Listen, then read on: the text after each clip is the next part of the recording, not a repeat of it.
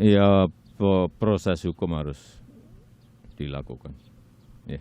Sudah tepat ya, Kapolri membentuk tim yang terdiri dari orang-orang kredibel yang saya kenal semuanya. Ada Gatot Edi, ada Dhofiri, kemudian ada Pak Wisnu. Lalu ini nanti akan bergandeng tangan dengan Kompolnas yang saya pimpin dan Komnas HAM yang juga dipimpin oleh Pak Damane dan kawan-kawan untuk mengusut kasus tembak-menembak di rumah Bapak Ferdi Sambo. Oke, Pak Benny Mamoto, Presiden perintahnya adalah proses hukum, lalu Menko Polhukam mengatakan ini menentukan kredibilitas dari kepolisian. Apa istimewa kasus ini dengan kaitan kemungkinan potensi kredibilitas polisi akan turun?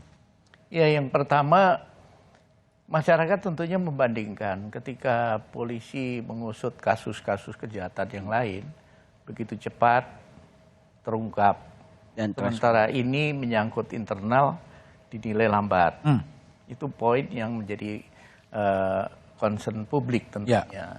Oleh sebab itu langkah Kapolri membentuk tim ini sudah tepat dan kami apresiasi karena apa?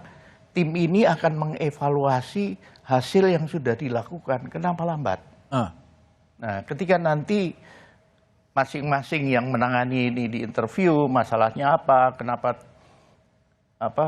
katakanlah ketika rilis tidak menghadirkan barang bukti, kemudian sekian hari ada jeda dan sebagainya, itu akan terjawab. Nah, oleh sebab itu, dari gelar tadi, Pak, juga perlu disampaikan bahwa sudah diputuskan kasus yang di Polda Metro akan ditarik di Mabes. Polda Metro akan ditarik ke Mabes. Mabes. Untuk memudahkan nanti penanganannya. Karena ketika nanti dua bagian ini, sini cepat, sini lambat, dipertanyakan. Tetapi ketika ini sudah ditangani di Barreskrim, koordinasi lebih mudah. Karena kasusnya ada kait-mengkait. Di samping itu dukungan personel yang kredibel, punya kompetensi, kemudian juga nanti ketika mau ekshumasi, untuk koordinasi dengan asosiasi dokter forensik ataupun dengan pakar yang lain itu tentunya juga sekaligus bisa ditangani oleh satu pihak yaitu Barreskrim. Oke, baik. Sekarang kita coba lihat juga terlebih dahulu ya bagaimana Litbang Kompas melihat survei dari lembaga kepolisian yang dilakukan sebelum kasusnya Ferdi Sambo. Ya, ini adalah survei, jadi trennya adalah menurun. Ya, pada bulan Juni itu citra polisinya pada angka 65,7 ya. Pernah di angka tertinggi 78,7 pada April 2021 dan sekarang turun pada angka 65,7. Masih ada lagi datanya? Cukup? Oke, coba Prof Kiki. Ini kalau Prof Kiki lihat, ini pertaruhan besar ya bagi kepolisian. Ini menjadi atensi publik, spekulasi liar kemana-mana. Ini sebaiknya bisa diselesaikan dengan cepat nggak sih? Atau dan berpengaruh pada turunnya kepercayaan publik pada kepolisian? Kalau kepercayaan publik kan dia sangat fluktuatif. Ya, sangat fluktuatif. Setiap hari pasti berubah gitu ya. Dan itu tergantung dua hal. Tergantung satu, kasus apa saja yang muncul di ruang publik. Kalau ini dalam kasus ini yang menyentuh kepolisian sendiri? Ya, kita semua tahu pasti turun. Pasti turun. Pasti turun. Tetapi kan ada langkah-langkah remedial seperti yang dilakukan oleh Kapolri untuk tim sus. Untuk Kadifropam ini dicopot, dinonaktifkan. Copot itu pasti naik lagi gitu. Tapi seberapa signifikan akan tergantung pada lanjutannya. Kalau ini tidak ada lanjutannya, mungkin ya stagnan di situ atau turun lagi gitu. Kalau menurut Prof Kiki yang cukup dekat dengan pengungkapan kasus ini kasusnya susah atau enggak sih sebetulnya? Ini kan kasus kriminal biasa, hari selesai. 2 hari selesai? Iya. Ya, kok sekarang bisa lambat kenapa? Ya karena penanganannya salah dari awal. Salah dari awal? Yang salah siapa? Ya kita cari yang salah siapa. Itu tugasnya Pak Benny tuh nyari yang salah siapa dari Pak Benny, kalau dari Pak Benny kan seorang jenderal juga. Ini susah ya memang pengungkapan kasus ini sebetulnya. Ya, saya juga mantan penyidik. Terus? Hidup saya lama di penyidik. Terus? Ya, sebenarnya sudah terjawab tadi. Nah, kalau menurut Pak Benny itu kan Kiki itu sebenarnya.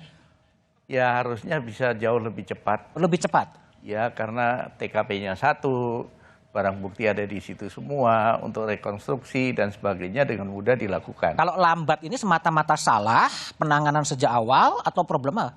Ini sedang didalami. Hah? Faktor apa yang membuat kemudian penyidikannya seperti ini. Oke. Jadi nanti tentunya kita akan ikuti bersama hasilnya tim yang sekarang sedang bekerja. Kompolnas sudah ketemu dengan Verdi Sambo juga? Kami belum. Belum? Dengan Mbak Kami- Putri, Ibu Putri? Belum. Dengan Baradae? Belum. Jadi Belum juga? kami rencana setelah, kan kami sudah ke Jambi sudah, ke TKP sudah melihat langsung bagaimana arah tembakan, semua alat yang digunakan untuk rekonstruksi itu masih ada. Oke. Jadi kita bisa melihat arah tembakan dari mana, bekas tembakan di mana, semua terlihat. Sebentar, kemudian Pak lanjut. Beni, bekas tembakannya kelihatan? Masih ada. Ini, ya. Ada semua. Berkas darah kelihatan ya. Darah sudah dibersihkan. Tetapi Kalau foto itu kelihatan Pak Beni, ya kenapa tidak diundang aja pers pada saat olah TKP, diundang semuanya? Kalau ditutupin seperti ini, tidak diperlihatkan kepada masyarakat, ya sakwa sangka itu semakin tinggi. Kalau Jadi- pengalaman saya nggak bisa Kenapa? ngundang gitu. Kenapa? Pengetahuan orang tentang forensik, bedanya Glock dengan kaliber 7 mm, dengan kaliber 32, apa itu nanti Bukan spekulasinya melebar bukan kemana-mana, itu Pak gitu. Kiki, bukan itu Pak Kiki. Jadi kan Pak Beni bilang olah TKP masih utuh.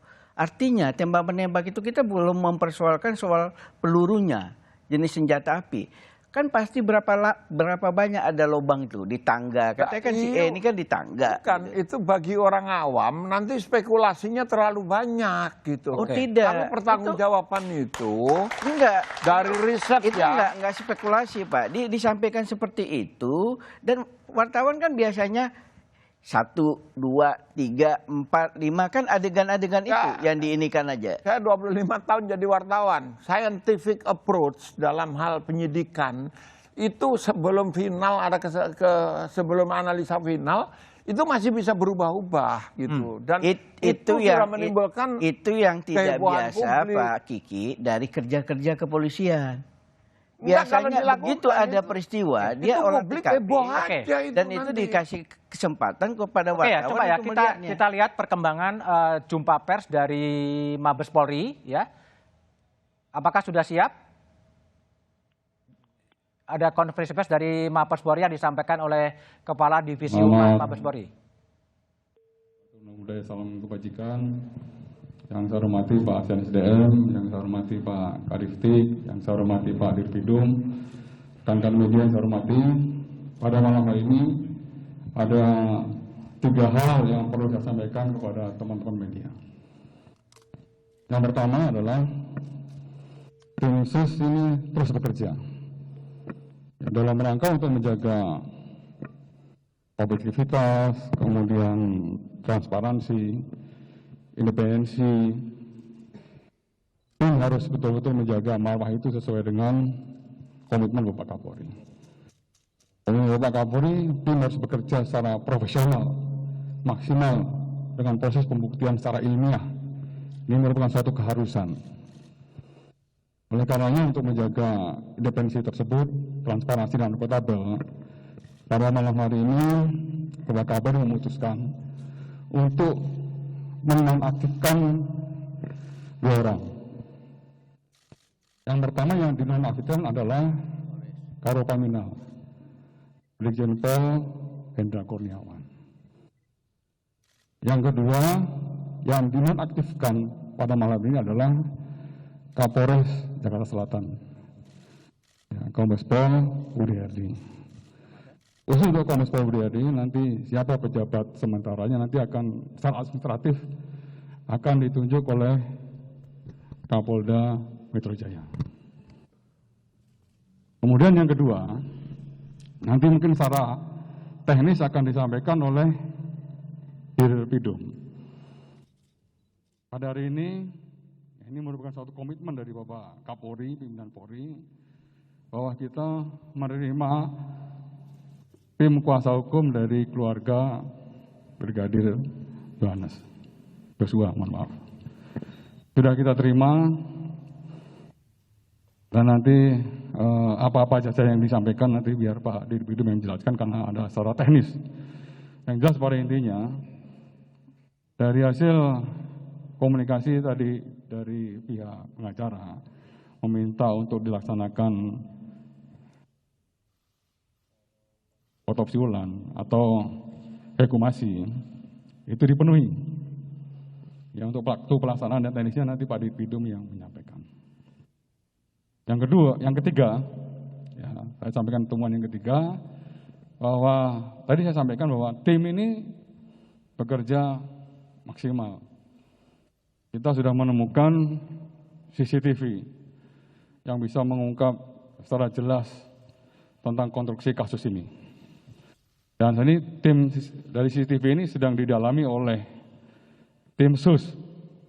Ya, nanti akan dibuka apabila seluruh rangkaian proses penyidikan dilakukan tim SUS sudah selesai. Jadi biar tidak sepotong-sepotong, kita akan menyampaikan secara komprehensif apa yang setelah dicapai oleh tim SUS yang dibentuk oleh Bapak Kapolri. Dan sekali lagi, Pak Kapolri mendengarkan seluruh apa yang menjadi aspirasi dari masyarakat dan juga komitmen dari pimpinan Polri dalam rangka untuk menjaga independensi, transparan, kemudian akuntabel, tim menunjukkan kinerjanya yang maksimal. Ya, saya rasa itu dari saya, dari Pak Dirpidum bisa menambahkan hasil pertemuan dari tim penyidik Barreskrim dengan pihak pengacara. Silakan.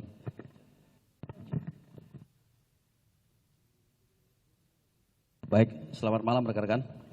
Tadi kami sudah menerima, tim penyidik sudah menerima 7 orang dari tim kuasa hukum keluarga Brigadir Joshua dalam kaitan kegiatan gelar awal. Kita tahu bersama beberapa hari yang lalu keluarga Brigadir Joshua menyampaikan laporan polisi terkait dugaan pasal 340, Junto 338, Junto 351 ayat 3, Junto 55 dan 56 KUHP. Oleh karena itu menindaklanjuti laporan polisi tersebut, ini sudah kita laksanakan gelar awal bersama tim penyidik dan saat ini masih berlangsung proses klarifikasi. Dalam pertemuan awal tadi juga pihak keluarga meminta untuk dilaksanakan ekshumasi atau otopsi ulang. Tadi juga kita sudah menerima suratnya secara resmi. Nah tentu ini akan segera saya tindak lanjuti dengan cepat. Saya akan berkoordinasi dengan kedokteran forensik, termasuk juga tentunya akan melibatkan unsur-unsur di luar kedokteran forensik Polri, termasuk Persatuan Dokter Forensik Indonesia, juga tentu Kompolnas atau Komnas HAM akan saya komunikasikan untuk menjamin bahwa proses ekshumasi nanti tentunya bisa berjalan lancar dan juga hasilnya valid. Kemudian juga sebagaimana tadi diawali oleh Bapak Kadif Humas, beberapa bukti baru TV ini sedang proses di laboratorium forensik untuk kita lihat. Karena tentu ini kita peroleh, penyidik memperoleh dari beberapa sumber, ada beberapa hal yang harus dilakukan sinkronisasi, kalibrasi waktu. Kadang-kadang ada 3 CCTV di satu titik yang sama, tapi waktunya bisa berbeda-beda. Nah tentu ini harus melalui proses yang dijamin legalitasnya. Jadi bukan berdasarkan apa maunya penyidik, tetapi berdasarkan data atau metadata daripada CCTV itu sendiri. Tentu kita Polri akan mengupdate kembali, terutama terkait dengan proses ekshumasi. Mungkin nanti akan bisa kita update kembali jadwalnya. Tetapi secepat mungkin karena kita juga mengantisipasi terjadinya proses pembusukan terhadap mayat. Saya kira demikian yang bisa saya berikan kepada rekan-rekan pada malam hari ini. Terima kasih. Oke, saya rasa itu ya rekan-rekan. Ada 3 hal yang kita sampaikan pada malam ini. Saya minta 3 penanya aja ya, cukup ya.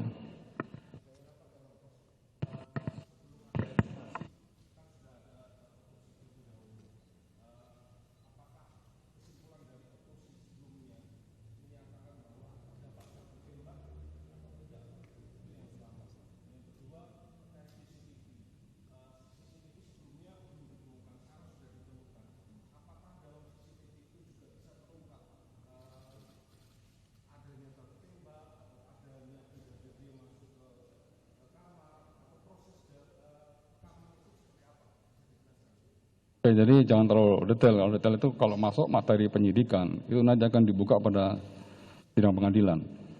Ya, karena ini bukti itu harus diuji dan harus dipertanggungjawabkan oleh penyidik di depan hakim nanti ya.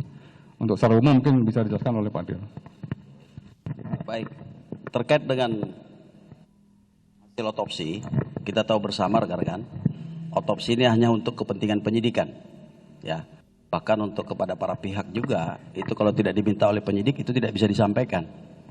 Oleh karena itu, hasil otopsi ini tentu akan, karena adanya permintaan untuk dilaksanakan ekshumasi atau otopsi ulang, yang tujuannya adalah untuk melengkapi yang sudah ada, kita menunggu hasil final.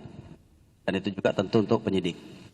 Terkait dengan CCTV juga tidak perlu kita jelaskan di sini karena itu menjadi materi penyidikan. Yang jelas saya sampaikan kepada rekan-rekan saat ini sedang berada di laboratorium forensik untuk dilakukan proses-proses digital forensik di sana. Hasilnya juga nanti ahli kepada penyidik, tidak kepada siapa-siapa. Demikian rekan-rekan. Oke, cukup rekan-rekan. Terima kasih. Cukup, nanti update akan kita sampaikan lagi. Sekali lagi saya sampaikan, biar tim bekerja dulu, setiap update nanti akan kita sampaikan. Kenapa? Nanti akan kita sampaikan apabila sudah diputuskan oleh Pak Dir. Ya, oke, terima kasih rekan-rekan. Thank you. Udah.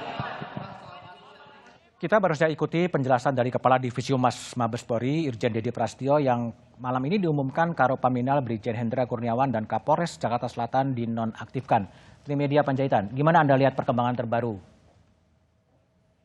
Ini memang menuju arah transparansi. Oke. Ya, kita memahami apa yang disampaikan oleh Dirpidum bahwa otopsi dilakukan, tapi itu kepentingan penyidikan. Kedua, CCTV mereka sudah sita. Oke. Sekarang sedang dalamin. Bagi masyarakat itu yang penting disampaikan.